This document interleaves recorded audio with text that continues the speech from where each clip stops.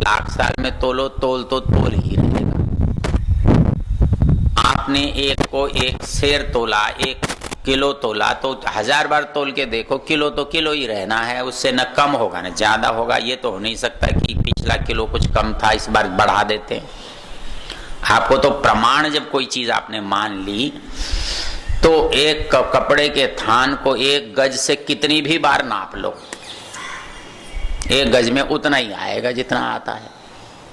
तो वैसे ही परमेश्वर ने जब एक चीज प्रामाणिक रूप से बना दिया, तो 1000 बार बनाए या लाख बार बनाए या करोड़ बार बनाए वैसा ही बनेगा, क्योंकि प्रमाण तो वही रहेगा। वजन उतना है तो उतना ही होगा, नाप उतना है तो उतना ही होगा। तो इसलिए परमेश्वर के काम में कुछ भी फेर बदल हो नहीं सकता, वो चाहे तो भी नहीं हो सकता। ये बात कहां लिखी? आगमर्षण मंत्रों में लिखी है। भगवान सृष्टि कैसी बना? यथा पूर्व कल्पयत्, जैसी बनाई थी वैसी ही बनाएगा, कुछ भी फेर बदल नहीं हो सकता।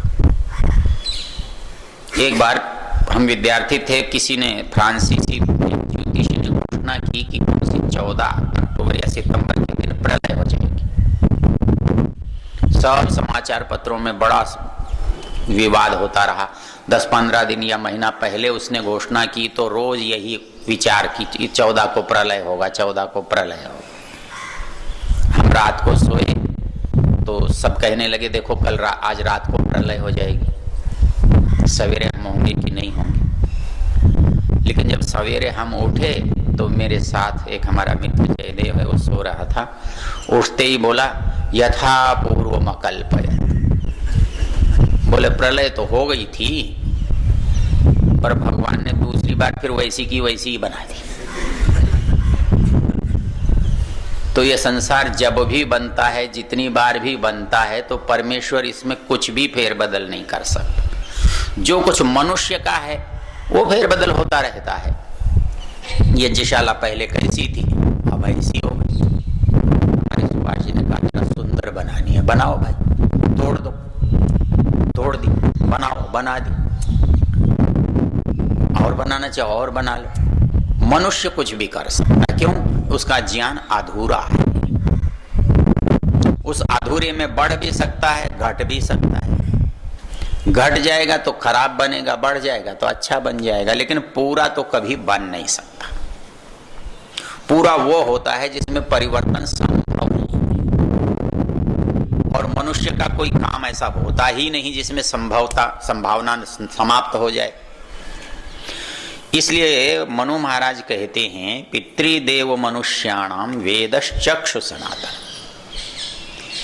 चाहे मनुष्य हो, चाहे देवता हो, चाहे पितर हो, यदि वो वेद के पास हैं, वेद से जुड़े हुए हैं, तो आंख वाले हैं। और यदि वेद से दूर हैं तो यूं समझो फूट गई। अब मर्जी आपकी है, आंख रखनी है कि फोड़नी है। आप ये कहो कि हमारा तो बिना वेद के ही बढ़िया काम चल रहा है, बढ़िया चलता तो भाग दौड़ क्यों करते? यदि बढ़िया ही था तो हम यहीं क्यों आते?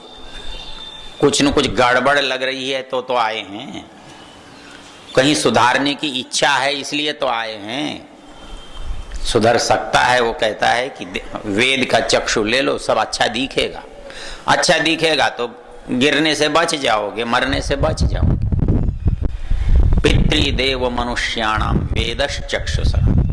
इसलिए वो उसमें फेरबदल नहीं हो सकता। जो वेद ने कहा वो अंतिम है, वही पहला है। पहला था तो पूरा था, तो अंतिम है तो पूरा ही रहेगा, उसमें बदलेगा क्या? तो कहता है कि उसको जानने समझने के लिए आपको गहरी दृष्टि चाहिए, पैनी नजर चाहिए। वेनस तत्पश्यन् निहितम गुहासत। बोले क्यों चाहिए? अरे बोले वो सामने है नहीं, वो कोई अंदर छिपके बैठा हुआ है, बहुत गुफा में है, गहरे में है, अंधकार में गुफा में कोई अंधेरे में बैठा। आपको क्या पता क्या बैठा है? कि शेर बैठा है, कि बंदर बैठा है, कि आदमी बैठा है, क्या बैठा, क्या पता? तो ये कहता है कि वेनस तत्पश्यन निहितम गुहासत, वो मेरी गुहा में है। गुहा कोई पहाड़ की नहीं है या गुहा कोई किसी धरती में नहीं है। तो गुहा कहाँ है? कहता है हृदयम दहरम पुंडरीकम वेश्म। हृदय है, हृदय रूप गुहा है। कैसी गुहा है? दहरम, छोटी सी है, कोई बहुत लंबी चौड़ी नहीं है। दहरम कैसी है? बोले पुंडरीकम, एक कमल जैसी है। वेश्म घर है, उसमें क्या रहता है? बोले उसमें आत्मा रहता है। यदिदम दहरम पुंडरीकम वेश्म, मेरे इस शरीर के अंदर एक छोटा सा कमल जैसा घर है। उस घर में वो रहता है, वो रहता है नहीं है, वो अकेला नहीं रहता है, उसके साथ सारी दुनिया ही रहती है। बोले सारी दुनिया कहाँ रहती है? बोले दिल में रहती है, हृदय में रहती है। अरे बोले इतना बड़ा आकाश? बोले हाँ, ये भी हृदय में रहता है। ये द्युलोक पृथ्वीलोक, बोले ये भी हृदय में है। ये इतना बड़ा परमेश्वर, बोले वो भी उसी में है। अरे बोले ऐसा कैसे हो सकता है? बोले हाँ ऐसा ही है, जाकर देखो। अंदर जाओगे तो यदि परमेश्वर के पास तक पहुंच गए तो जहां तक परमेश्वर है वहीं तक तो आपकी दृष्टि जाएगी। तो वो सारा आकाश, सारा द्युलोक, सारा पृथ्वीलोक, सारा संसार, सारा ब्रह्मांड एक छोटे से हृदय के अंदर आपको दिखाई देगा। तो उसने एक सवाल किया, तो फिर ये घर टूट जाएगा तो वो भी टूट जाएगा? बोला नहीं, वो इसके टूटने से वो नहीं टूटता, क्योंकि इसके बनने से वो थोड़ा ही बना है। इसके बनने से बना होता तो इसके टूटने से टूट भी जाता। ये तो कुछ ऐसा सा है, आपको क्रिकेट में हारने में गुस्सा आया और आपने उठा के टीवी को पटक दिया और वो टूट गया। तो क्या टूटा? वो क्रिकेट टूट गया। तो ऐसे ही ये हृदय जो है हमारा छोटा सा, ये बूढ़ा हो जाए, ये बीमार हो जाए, ये गल जाए, ये नष्ट हो जाए, ये जल जाए शरीर, तो क्या सारा संसार जल जाएगा? कहता नहीं। हाँ, इतना जरूर है कि उसके अंदर झांकेगा तो सब कुछ दिखेगा। यदि देखने लायक जगह वहां है। वहां क्यों है? क्योंकि वहां उसका बनाने वाला, रखने वाला, देखने वाला बैठा हुआ है। तो केंद्र में यदि कोई चला जाएगा तो सब जगह पहुंच जाएगा, और शाखाओं में घूमता रहेगा तो कहीं नहीं पहुंचेगा। जड़ में पानी दिया तो पूरे पेड़ में लगता है, पत्तों में पानी डालने से पेड़ में नहीं लगता। तो वैसे ही परमात्मा को देखने से सब कुछ दिख जाता है, और सब कुछ देखने पर भी परमात्मा दिखाई नहीं देता। तो यदिदम दहरम पुंडरीकम वेश्म तदस्मिन् अंतरे भूयान आकाश, कहता है उसके अंदर ये महान आकाश है, ये सारा संसार है। बोले फिर पता क्यों नहीं लगता जब सब कुछ मेरे अंदर है? अरे बोले पता कैसे लगेगा? एक किसान के खेत में सोना गड़ा हुआ है और उसको 1 शताब्दी ऊपर हल चलाते हो गई। क्षेत्रज्ञा हिरण्य निधिम अवेदयंता ऊपरी ऊपरी संचरंती। अरे ये किसान जो है खेत में सालों साल ऊपर ऊपर घूमता है और नीचे छिपी हुई हिरण्य निधि का उसको बोध ही नहीं होता। वैसे ही हम इस हृदय को लिए हुए घूम तो रहे हैं, लेकिन इसके कभी अंदर तक नहीं जा पाते। हमारे गुरुकुल के प्रधान मनफूल सिंह एडवोकेट हुआ करते थे झज्जर में। उनका कहते हैं घर था, उन्होंने अपने आंगन के नीम पर चबूतरा था, उस पर वो बैठकर अपना मंडली जुड़ाते थे, हुक्का रखते थे, लोग आते थे, सालों साल बैठते थे। वो मकान उन्होंने किसी मुसलमान से पाकिस्तान जाते हुए खरीद लिया था। उन्होंने उसे बेच दिया, नया बना लिया। जिसने खरीदा उसने चबूतरा तोड़ा तो उसमें एक हंडिया मिली जिसमें सोने के सिक्के भरे हुए थे। बहुत जगह शोर हुआ, किसी ने वकील साहब से भी जाकर कहा, अरे तुम जिस चबूतरे पर सालों बैठते रहे उस चबूतरे के अंदर एक हंडिया में बहुत सारे सिक्के थे। बोले होंगे भाई, होंगे, अब तो जिसकी चबूतरी है उसकी हंडिया है, मेरे बैठने से मुझे तो नहीं पता लगा कि इसके अंदर है। तो कहता है कि है तो सब कुछ है, मेरे पास ही है, मेरे से दूर नहीं है, लेकिन मुझे उसके अंदर जाना होगा और उसके अंदर मैं जाऊंगा तो मुझे जो कुछ है वो दिखाई नहीं दे, ऐसा नहीं हो सकता। वेनस तत्पश्यन निहितम गुहासत, वो देख तो सकता है, पश्यन देखता तो है, लेकिन कैसे देखता है? वेना कहता है। वेना कौन होता है? वेना ज्ञानी को कहते हैं, बुद्धिमान को कहते हैं, सूक्ष्मदर्शी को कहते हैं। वेनः तत्पश्यन निहितम गुहासत, वो गुहा के अंदर विद्यमान है और उसे विद्वान जान और देख सकता है। वो कैसा है देखने में? वेनस तत्पश्यन निहितम गुहासत यत्र विश्वम भवत्येक नीडम, जहां संसार घोंसले जैसा लगता है, वहां जाने के बाद इसकी कोई दूरी ही नहीं रहती, इसमें कोई भेद ही नहीं रहता, तो नीड बन जाता है, घोंसला बन जाता है। नीड बहुत छोटा सा, जो पक्षी का घोंसला है वो नीड कहलाता है। तो बोले सारी दुनिया, सारा संसार, सारा ब्रह्मांड क्या है? बोले परमेश्वर का घोंसला ही तो है। यत्र विश्वम भवत्येक नीडम, जहां सारा विश्व एक घोंसले जैसा हो जाता है। क्यों? वो जिसमें रहता है उसमें, उसके घर आप चले जाओ तो उसका ही तो घर है। तो जिसका घर है उसका घर तो घर ही है, वो तो कोई बहुत बड़ी चीज थोड़ी है।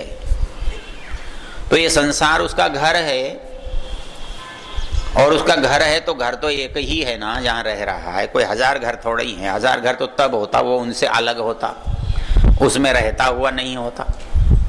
10 घर में तो कोई रह नहीं सकता, आदमी तो रहेगा तो एक ही घर में रहेगा। तो परमेश्वर का घर अनेक है, ये तब बन सकता है जब उसके अलावा भी कहीं घर हो जहां परमेश्वर ना हो। दुनिया में कोई ऐसी जगह ही नहीं है जहां वो नहीं है, तो सारा की सारी दुनिया ही उसका घर है। यत्र विश्वम भवत्येक नीडम यस्मिन् संच विचैति सर्वम, ये क्या है? बोले सब घालमेल है, कहीं मिल रहा है, कहीं अलग हो रहा है, कहीं टूट रहा है, कहीं बन रहा है, कहीं बिगड़ रहा है, कहीं पैदा हो रहा है, कहीं मर रहा है। क्या है? संचय विचैति सर्वम, कहीं अंदर हो कहीं बाहर है, कहीं बिखरता है तो कहीं एकत्रित होता है, कहीं संचय हो रहा है, कहीं विचय हो रहा है, लेकिन वो सब इसके अंदर हो रहा है, इसके बाहर नहीं हो रहा है। जो कुछ कोई करता है वो उसकी क्रिया वर्त उसके सामर्थ्य में होती है, कर्ता के। यदि सामर्थ्य से बाहर चली जाए तो क्रिया पर वश नहीं रहता, नियम नहीं रहता। लेकिन संसार की सारी क्रियाएं, चाहे वो संचय की हैं या विचय की हैं, सब कुछ उसके अंदर हो रही हैं, वो स्वयं कर रहा है। यस्मिन् संच विचैति सर्व, इतना ही नहीं, वो वस्तुओं में ही है ऐसा नहीं। स ओतः प्रोतश्च विभु प्रजासु,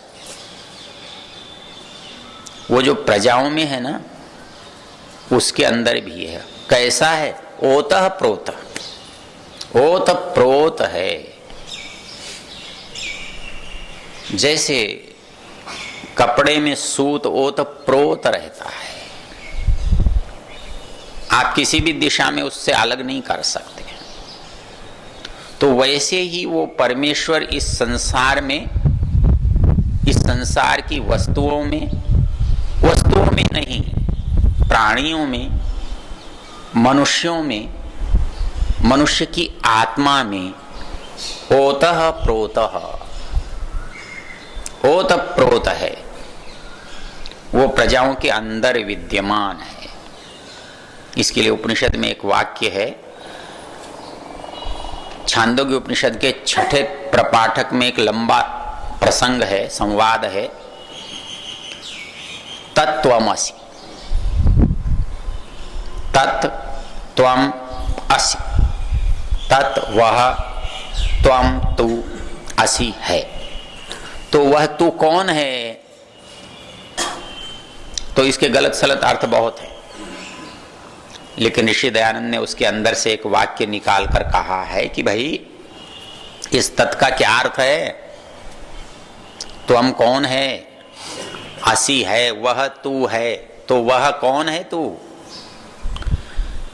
वहां वाक्य है तदात्मकः तद अंतर्यामी त्वम असि। जैसे ये परमेश्वर संसार के सभी पदार्थों में प्राण बनकर के, आत्मा बनकर के स्थित है, वैसे ही वह परमेश्वर तेरी आत्मा का आत्मा बनकर तेरे अंदर स्थित है। तत् त्वम असि, ऐसा तू है। कैसा तू है? तदात्मक, तेरी आत्मा के अंदर भी जो आत्मा बनकर बैठा है, ऐसी आत्मा वाला त्वम असि, तू है। तो एक मैं हूं, एक मेरा आत्मा है, शरीर है, एक आत्मा है, और इस आत्मा का भी वो आत्मा है। ये शरीर मेरी आत्मा के कारण टिका हुआ है, और संसार का हर पदार्थ उसकी आत्मा, वो परमेश्वर है। तदात्मकः तद अंतर्यामी त्वम असि, ऐसा तू है।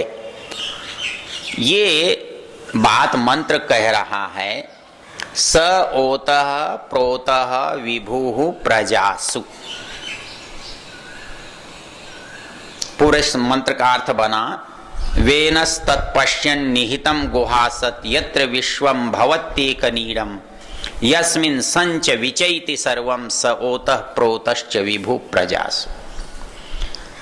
वो समस्त प्रजाओं में जो व्यापक रूप में बनकर बैठा हुआ है, जो समस्त संसार के क्रियाओं को, विनाश को, निर्माण को कर रहा है, जो इस हृदय रूपी गुहा में जिसको देखा जा सकता है, उसे कौन देखता है? कहता है वेनस तत्पश्यन्ति। बुद्धिमान, विद्वान, साधक लोग उसे अपनी आत्मा में, हृदय में देखते हैं। ये छोटी सी चर्चा आपके सामने की। सत्येंद्र जी कुछ कहना चाहते थे ना? सत्येंद्र सिंह जी क्या कहना चाहते थे, बताइए।